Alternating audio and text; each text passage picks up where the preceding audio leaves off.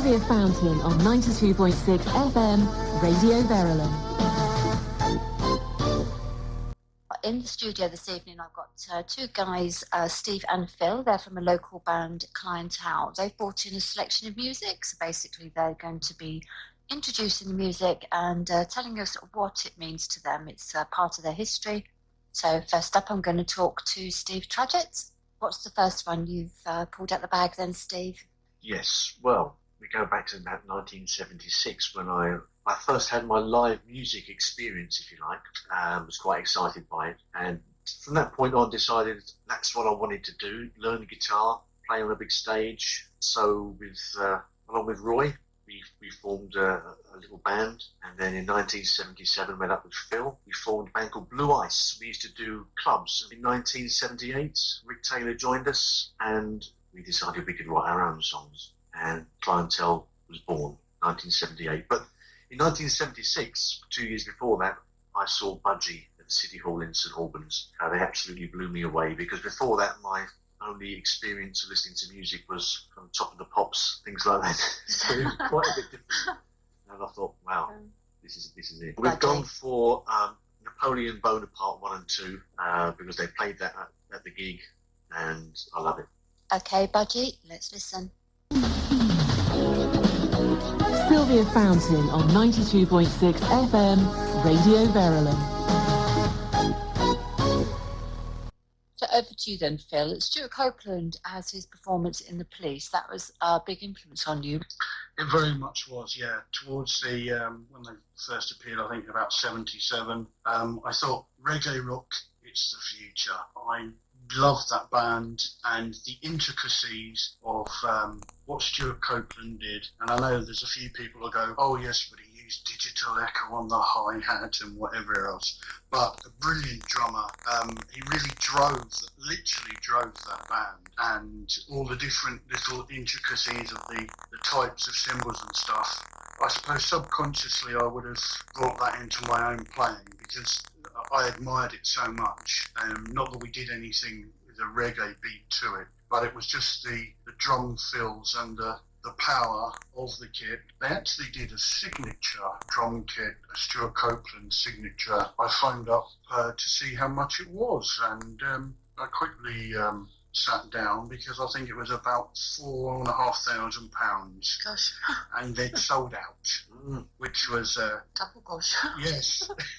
It was pleasing to me anyway, because I couldn't possibly have afforded it. No, it's not what he played, and it's also what he didn't play, because he would leave the gaps in the song. So it wasn't all about him, but being in a three-piece, you know, you have to give a full sound, and he really could do that. He could take the tempo up and down, he could change the drum speed, and it was fantastic. And which track have you pulled out? And the track I've pulled out is When the World is Running Down. Okay, let's listen. In Jersey Farm, Redbourne and Colney Heath, 92.6 FM, Radio Verulam. Next on the list then we have Marillion, and a phone call to you, Steve, from Fish. So what's the story behind this? Well, it was about 1981. I was sitting at home one Sunday afternoon, and the phone rang, and it was Fish on the phone, asking if I'd pop down to Aston Clinton to do an audition for his band Marillion. So I packed up my bass guitar in its cardboard box and went for the audition, which went really well. And they were going on to a short tour of Scotland, pub tour, and they asked me if I would join, and I said, no, I'm going to stay with Clientele. We've just recorded an album, and I think we boys are going to make it big. Well, 12 months down the line, of course, they'd signed a big deal with EMI. Destination Unknown was released, but we were still playing local gigs, all the plenty. And I didn't listen to Marillion for some time after that. I can't think why. Anyway, when the Season's End album came out and I heard Easter, I just fell in love with Steve Hogarth's voice, and I've been a big fan ever since. And so I'd like to select Marillion, Easter. So you are friends again? We are friends again, yes. As I say, big fan. So let's listen. This is Marillion with Easter. In Colney Heath, St Albans and Marshalswick, 92.6 FM, Radio Verulam. Okay, I'm Sylvia. You're listening to Verulam Rock's Extra here on a Sunday evening. I'm talking to the guys from Clientele. That is Steve and Phil. Going to be coming up just after the break. They'll be talking a little bit more and telling us a little bit of a story about Motorhead and about how Lemmy come to be knocking on their dressing room door. And also we're going to finish the show with a favourite of the roadies from them. And that is Jethro Tull with Heavy Horses. And of course, it wouldn't be complete if we didn't play something from their album. And that is a track from Clientele. That'll be coming up just after the break. Okay, so let's move forward a few years then, Phil. And when Clientele disbanded and you went into a band, The No-Nos, can you give us a brief overview of that time? Yeah, I was playing in a three-piece, I suppose you would call it in the day, power pop band. We were joined by Bern Devine, who was ex-Clientele guitarist, and John Devine, who played keyboards for Clientele. And we started writing original material, and we decided to go out and do some shows, which we were quite popular in the north of England for some reason. Did a few shows in London. We were offered a track on a compilation album. You wouldn't associate it with Clientele, really. It's a different kind of genre and a different feel. I think it's the last vinyl recording as the No-Nos, and I would think most Clientele fans haven't heard it, so it's just an opportunity to them to listen to it and think, yes, it's good, no, it's rubbish. And it is. Rage Alone. Rage Alone. Here we go, the No-Nos with Rage Alone. And your joke on the No-Nos then, Steve? Well, no, it wasn't a joke, really. I was just thinking, how do they smell? No, they've got no nose. To Verulam Rock's Extra here on Radio Verulam. So I'm talking to two guys from Clientele. They're in the studio with me this evening.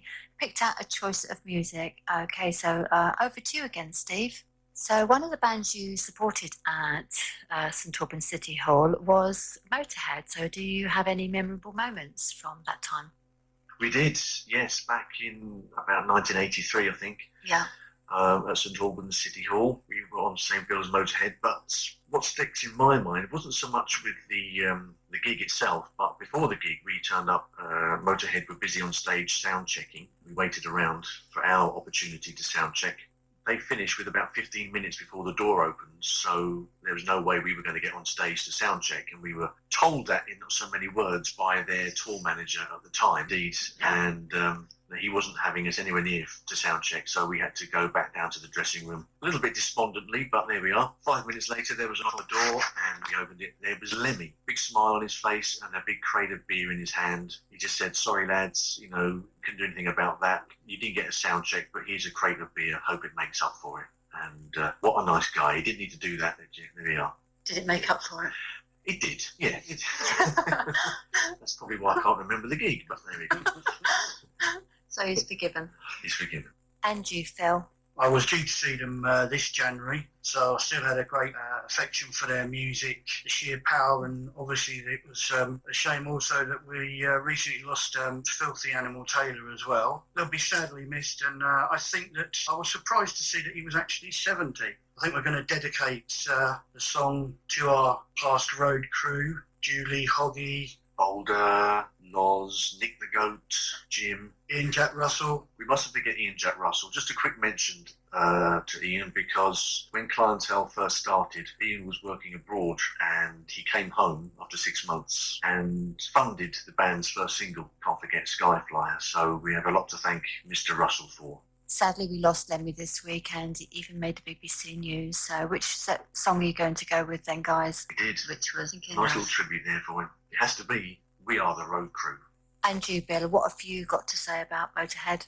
The nearest times I'd seen Motorhead down at City Hall, it seemed the thing that come across most was they were just an ordinary bunch of blokes. They'd always be down mingling with the audience in the bar before the gig. There was no airs and graces about them.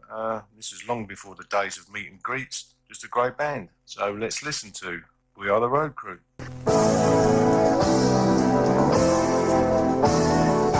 Colney Heath, Jersey Farm and Hatfield. 92.6 FM, Radio Verulam. The Camel were at the arena this year. Where do they fit into your musical journey? I think this is just a nod to Rik Taylor, really, Yeah. because sadly no longer with us, but Rik was a big Camel fan. Of course, you've got a bit of a Camel story, Phil.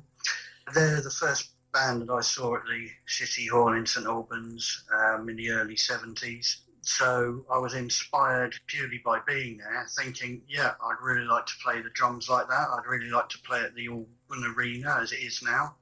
And a few years later, obviously that was fulfilled, but Rik was a huge fan of Camel, and I'm sure that played or gave him some inspiration for the guitar pieces that he wrote.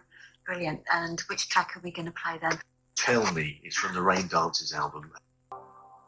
I'm Sylvia, you're listening to Verulam Rocks Extra here on 92.6 FM Radio Verulam. This evening I've got Phil and Steve in the studio from Clientele, and I've also got Bill in the studio as well, who was at some of the gigs that they were at. These guys are picking out some of their favourite tracks and also some music that's influenced them along the way. Next on the list then, Phil, is Magnum. What's the story behind this? I love the energy of the band, a very, very big drum sound. Dare I say medieval rock? They have that kind of flavour to their songs, theatrical but not too over the top. A good solid rock bass to them, and brilliant vocals from Bob. And I've probably seen them 10 times over the last however many years, but they are very visual and their lyrics are superb. So, Magnum, which track are we going to go with? We're going to go with the title track, On a Storyteller's Night. As you just told the story. Yes.